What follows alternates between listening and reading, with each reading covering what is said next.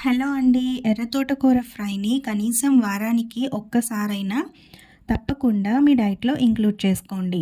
దాంట్లో ఎన్నో health benefits ఉన్నాయి. ఎర్ర తోటకూర ఫ్రైని ఎలా తయారు చేయాలంటే ముందుగా స్టవ్ వెలిగించుకొని ఇలా పాన్ పెట్టుకొని పోపు దినుసులన్నీ యాడ్ చేసుకోవాలి. ఆవాలు, జీలకర్ర, సాయి మినపప్పు, ఇష్టమైతే వేపిన శనగపప్పును కూడా యాడ్ చేసుకోండి.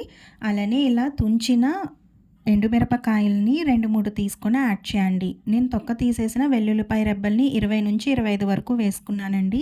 మీ ఇష్టానుసారంగా యాడ్ చేసుకోవచ్చు.